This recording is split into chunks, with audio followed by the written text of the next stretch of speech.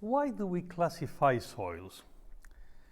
By grouping them into materials with the same behavior and assigning names, it gives us a possibility to predict behavior because we have seen it in other groups, in other elements of the same group. So a name tells us a lot about the potential response the soil may have to several excitations. Nowadays, with the revolution in databases and machine learning, artificial intelligence, we will be able to go directly from index properties to engineering design properties. But still, in order for us to communicate, assigning a proper, meaningful name to a soil has an important role in the geotechnical communication capabilities. The unified soil classification has played a very critical role in our field, and in fact it has inspired other classification methods for different type of applications, from pavements to industrial applications.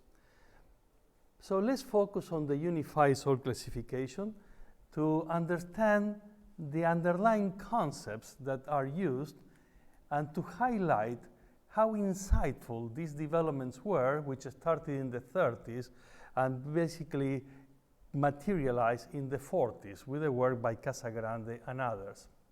So let's start with the unified soil classification system. And the first test that we do is the sieve number 200. And remember that the number of a sieve is the number of wires in each direction. So that means per inch. That means that there are 200 wires across 225 millimeters. And that tells us pretty much the opening between each hole, except that we also have to subtract the thickness of the wire. So 25 millimeters divided 200 would be 120 microns, but because of the thickness of the wire, we end up with 75 micron holes by 75 by 75. So if it is retained on this sieve, we'd say that the material is coarse, otherwise it is fine. Notice that this is 75 microns, and we have already agreed that the change in the physics doesn't happen at 75 microns, happens pretty much at around 10 microns, somewhere between 1 and 10 microns. So there are still coarse particles in this sieve 200, but we cannot sieve much finer than that. I mean, there are sieve 400, but it becomes quite cumbersome. So there is a little bit of a pragmatic choice as well as some physics behind. Now, we made this choice depending on 50%. Either 50% are retained and therefore the soil is coarse, or 50% go through the sieve 200, therefore the sieve is fine. The sediment, the soil, is a fine-grained sediment. Now, for the fraction that is retained, we are going to run it through sieve number 4, and that means 25 millimeters divided 4, we're in the order of 5 millimeters by the time you subtract the wire. So check for the precise number, but this is in order of magnitude. And if it is, most of it is retained, it is a gravel. And if most of it goes through, it is a sand.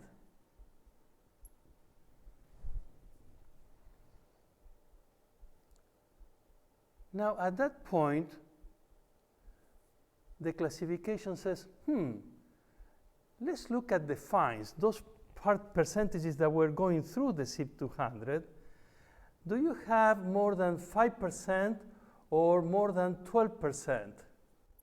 And we must wonder why does the classification make that choice.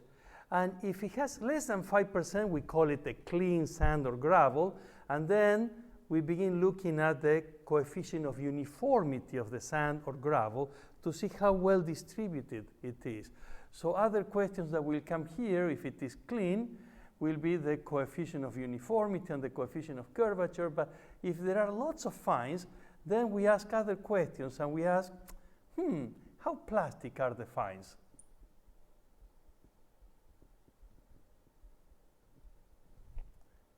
In other words, the soil classification recognizes that when you have more than 12% fines, you better pay attention to the fines.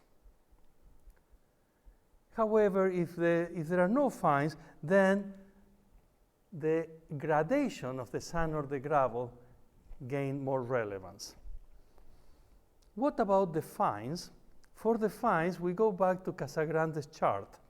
And Casagrande built on Atterberg's limits, and it plots here the liquid limit and here the plasticity index, which is equal to the liquid limit minus the plastic limit.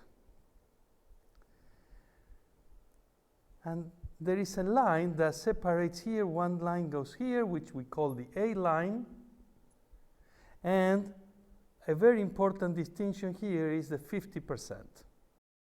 Remember that this definition of the liquid limit is the water content when the soil goes from being a paste to a liquid times 100.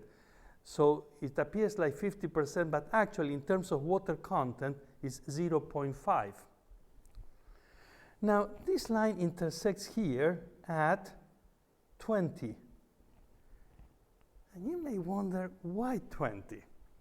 Well, remember this expression, gravity waves are caused by supernova explosions?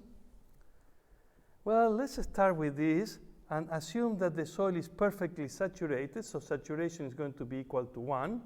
And so the water content is equal to the void ratio over the specific gravity of the mineral. So what is the void ratio of a sand? Let's say that is around 0.6. Well, 0.6 divided 265 times 100, we're approaching 20. In other words, this is the amount of water that you can put in a sand or gravel or silt, fairly quite dense. And why does it intersect at 0? Because the limit of going from being a solid to being a liquid, in the case of sands and gravels and silts, is instantaneous. That is the point of liquefaction. So there is not much distinction between a liquid and a plastic state, and it goes instantaneously from one to the other. So both the liquid limit and the plastic limit are going to be about the same, about 20, therefore they subtract to 0. That is the reason why this line intersects at 20 and 0. Above this line, we're going to say that we have the clays, below the silts, and these are low plasticity and these are of high plasticity. This is quite nice, but today we know much more. But if we go back to Casagrande's chart, there are lots of examples here, and these examples are very instructive. In this space, we have diatoms and peat and organic matter in general. In other words, this is an area where materials have internal porosity. Once again, imagine that we do a liquid limit for a sand, but the sand is made of particles with lots of holes. So the sand itself goes from being a solid to being a liquid in a snap. So the plastic index is going to be very, very low. However, it may hold lots of water until that limit. And so it appears to have a high liquid limit, but the plasticity index is very low. And that's the reason why these materials with internal porosity are going to plot in this regime, and they can be quite tricky. So it is important to distinguish the presence of diatoms, and that is all diatomaceous soils that we find them in Ariake clays and in Bogota and Mexico City soils. To summarize, the classification separates between coarse and fine on the Sieve 200. This is a pretty good choice. It's not the best, but it's a pragmatic good choice, because this is telling us about 75 microns, a distinction here, while in reality, the physics is really changing at about 10 microns to 1 micron. You may want to review the presentation on interparticle or particle level forces.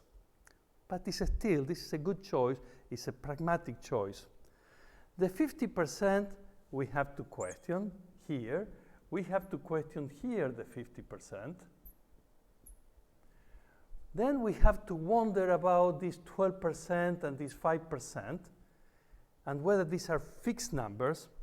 There is a very strong correlation between the liquid limit and plastic limit in the biggest spectrum of soils. So both tests, liquid limit and plastic limit, are pretty much giving us the same information in most soils, except for soils which have internal porosity. We could probably add fly ash in this case. The xenospheres of fly ash could also give us this effect. But otherwise, the plastic limit is not that meaningful. The liquid limit is very meaningful. It's all about particle arrangement and fabric formation. Now you recognize why the line intersects at 0 and 20. And to summarize, the unified soil classification system is incredibly insightful, and it was done 60 to 80 years before, when there was very limited data. And now we have to wonder, with all the data that we have accumulated, can we do better? It is good to step outside our field for a second to see how other fields that deal with granular materials analyze their mixtures. Case in point, the design of mixtures for Portland cement concrete. If you look at the American Concrete Institute mixed design, you will see that the thought process is how much gravel we can put in a bucket, how much sand we can put in the voids between the gravel, and how much water and cement paste can we put in the voids within the sand, within the gravel. And then they say, well, let's put a little bit more paste to separate the sand grains and a little bit more sand to separate the gravel grains, so we have workability. And for the water cement, they know that that is going to control the strength of that bonding agent, and so don't put too much water. And so let's limit the water cement ratio. In other words, the liquid limit. Think of that as we are going to design and revise the soil classification system. So we're going to identify several steps that we're going to use to reconsider the unified soil classification system with a new perspective based on all the elements that we have been building up in this course. The first one is the mass fraction when things change. What do I mean? Well, if you have a gravel, a clean gravel, everything is gravel controlled. But if I have a gravel and I fill the voids in the gravel with sand grains, now the strength is controlled by the gravel, but the permeability is controlled by the sand grains. Now if I put more sand grains, now the gravel grains are not touching anymore, and even though, as you can see, they are still the majority, mass-wise, the sand grains are creating the granular skeleton, and they are really responsible for all the properties: strength, stiffness, permeability. And what we are trying to do is to identify these thresholds that make the system evolve from a gravel control to a sand control. Or this could have been a sand and this could have been a clay. From a sand control to a clay control. And please keep in mind that those transitions will be different for hydraulic conductivity and for mechanical properties. So with that in mind, let's do the analysis. Let's say that we are going to put sand in gravel. So we would like to know what is the mass of sand with respect to the mass of gravel. And this is going to be equal to, let's put some equations that we will need. Density is equal to mass over volume.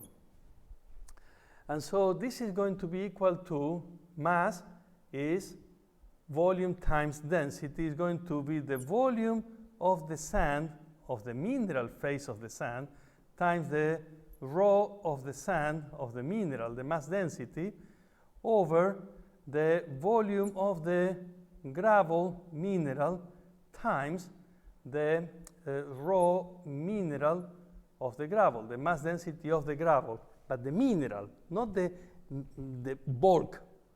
This is the weight, the mass or the weight of the grains themselves.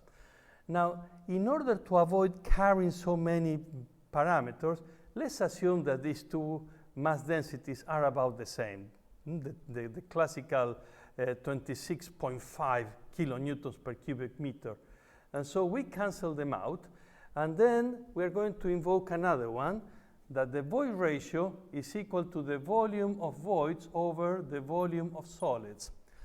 So this is the volume of solids, so the volume of voids in the gravel is going to be equal to, the volume of solids is going to be equal to the volume of solids is going to be the volume of voids in the gravel, the void ratio of the gravel, and this was the mineral in the sand. Now, the volume of voids in the gravel, will be the total volume in the sand. So, because the sand is going to fill in all the voids, so the volume of mineral of the sand over the volume total of the sand, E gravel. Now, the volume total of the sand is equal to the volume of voids in the sand plus the volume of minerals in the sand, the volume of mineral in the sand, E gravel. And if we divide the volume of mineral and the volume everywhere by the volume of minerals, I have that at the top I have E gravel, and at the bottom I have volume of voids divided the volume of minerals is equal, or the volume of solids, we're going to call these minerals now to be consistent, then this is going to be the void ratio of the sand plus 1. Folks, you may be more interested from a grain size distribution point of view of what is the mass of sand compared to the total mass of that you have in the mixture. So you want to do versus the mass of the sand plus the mass of the gravel, which now I can divide the numerator and denominator by the mass of the gravel, and so is the mass of sand divided the mass of gravel over mass of sand divided mass of gravel plus 1, which is equal to, and now we know that the mass of sand over the mass of gravel, this is going to be E gravel over E sand plus 1, and then in the denominator I have the same E gravel over 1 plus E sand plus 1. Now I distribute this across the denominator and it cancels out, and I have that this is E gravel over 1 plus E gravel plus E sand. And I have been not very careful with what is subscript and superscript, but please do follow the logic of the argument. So now let's put some examples. Let's say that E gravel is equal to 0.8, just to put some numbers, and that the E of the sand is equal to 0.7. So now the mass fraction of sand over the total mass fraction of sand and gravel is going to be equal to 0.8 divided 1 plus 0.8 plus 0.7, and this is 1.5, 2.5, 0.8 over 2.5. This is going to be approximately 0.3. Mass of sand over the mass total. Conclusion. This transition from being gravel dominant to sand dominant is not taking place at 50%. It's taking place at significantly lower relative masses. As you can see, 0.3, 0.4. So the 50% choice is not the correct choice. We need to properly adjust for it. In the previous formulation, the previous screen, we showed that the mass of sand over the mass of gravel is equal to the void ratio of the gravel over 1 plus the void ratio of the sand. If we cancel the mass densities, we were going to do the same for fines, in this case, the clay material, the fine-grained materials. With respect to the sand, is going to be the void ratio of the sand over 1 plus the void ratio of the fines. Now, what happens if we have 3 phases? And the question is not what is the mass of sand over the mass of gravel plus sand. It's going to be, for example, what is the mass of gravel over the mass of fines plus the mass of sand plus the mass of gravel. So in other words, the volume, the mass fraction of gravel with respect to the total mass of the sediment. And so we can extend this and say, well, this is going to be dividing numerator and denominator by the mass of gravel is going to be 1 over the mass of fines over the mass of gravel plus the mass of sand over the mass of gravel plus 1. What we can do without changing the equality, we can multiply numerator and denominator of this first term because we don't have mass of fine over mass of gravel. And so we can multiply numerator and denominator by the mass of sand. And as you see, this is mass of sand over mass of gravel. We have it. And the mass of fines over the mass of sand, we have it.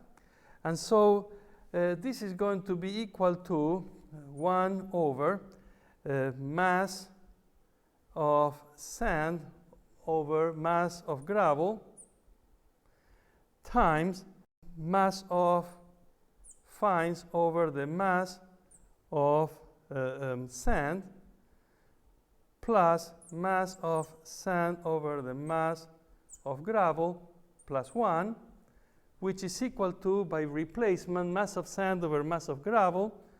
This is 1 over mass of sand over mass of gravel is E gravel over 1 plus E sand times mass of fine over mass of sand is E sand over 1 plus E fines plus mass of sand over mass of gravel is E gravel over 1 plus E sand plus 1. And with this, you can obtain the relative mass fraction of gravel with respect to the total, and you can do the same for the relative mass of sand with respect to the total and the relative mass of the fines with respect to the total. And because these are mass fractions, when you add up the 3 of them, they should give you 1. Please complete this analysis.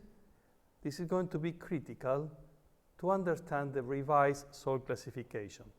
So this is part 1 of the story. Convince yourselves that 50-50 is not the right partition between the different fractions to determine who controls the behavior.